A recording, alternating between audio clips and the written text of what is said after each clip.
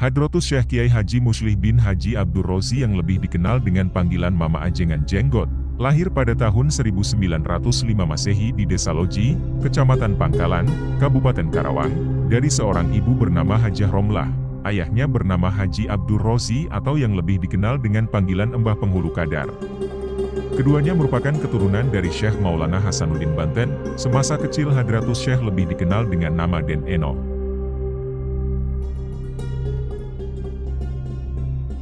Pada awalnya beliau belajar kepada Kiai Haji Masduki dari Waru Pangkalan, kemudian ke Citeko dan Cibogo Pleret, lalu ke pesantren Cigondewa, ke Mama Gedong, Amadimyati, Sukamiskin Bandung, serta ke Kiai Haji Zainal Mustafa Sukamanah Singaparna, Tasikmalaya.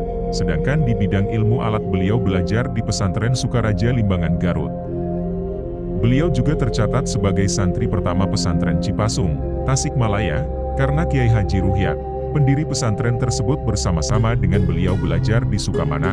Ketika Kiai Haji Ruhyat pulang dan mendirikan pesantren Cipasung, Hadratus Syekh ikut dan menjadi santri pertamanya, sekaligus menjadi ustadz atau guru bagi santri baru. Beliau juga pernah belajar ke Kiai Haji Tubagus Mansur, paman beliau, di Ciserang Ujung Timur, Desa Cibogo Girang Pleret Purwakarta. Untuk memperdalam ilmu silat di samping ilmu-ilmu agama, dan ilmu silat ini juga beliau dapatkan dari orang tuanya. Dalam bidang torikoh beliau mengambil torikoh Qadiriyah dan bersanad ke Kiai Haji Sujai, Buah Batu, Bandung, salah seorang tokoh pendiri Uninus Bandung, dan Kiai Haji Jakfar Shodik, Sukamiskin. Tetapi tidak diketahui kepada siapa beliau berguru atau mendapat ijazah torikoh, namun beliau tabaruk torikoh ke Sukamiskin, Bandung. Dalam bidang ilmu dalil dan ilmu hikmah beliau berguru kepada Ama Ajengan Eyang Rende, Kiai Haji Ahmad Zakaria bin Haji Muhammad Syarif, salah seorang guru yang sangat dekat dengan beliau dan pernah mukim di Masjidil Haram selama 21 tahun. Pada tahun 1938 Hadratus Syekh Kiai Haji Muslih mulai mendirikan pondok pesantren di Teluk Jambe, Wisma Kerja Peruri sekarang. Mungkin ini merupakan pondok pesantren pertama di Teluk Jambe. Bahkan di Karawang, satu hal yang patut diacungi jempol, beliau mendirikan pondok pesantren tanpa meminta sumbangan dari masyarakat.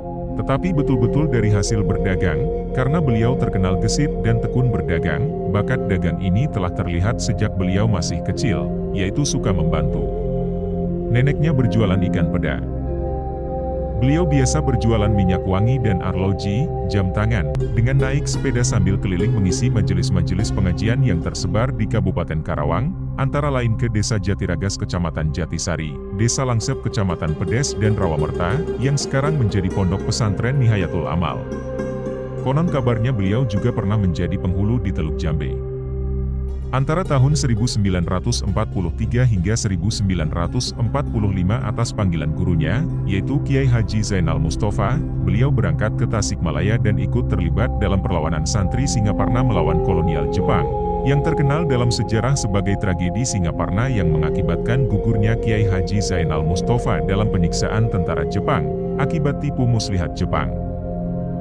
Sepulangnya dari Singaparna, Hadratus Syekh bersama keluarga pindah ke loji dan santri di Teluk Jambe dibubarkan, tetapi kemudian beliau mendirikan pesantren lagi di sekitar Pasar Loji sekarang.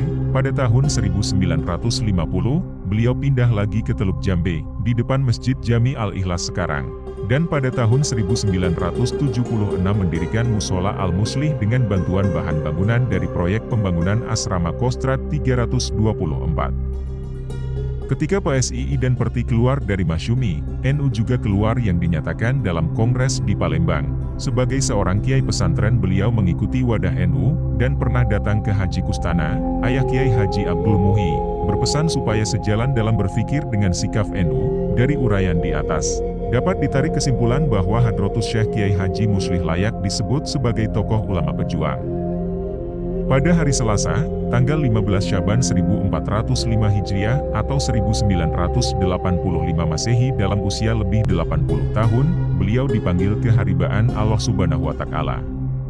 Sebelum wafat beliau mewakafkan sebidang tanah seluas 3.850 meter persegi yang disediakan bagi cucunya beliau Kiai Haji Nandang Kusyairi, untuk dibangun pondok pesantren.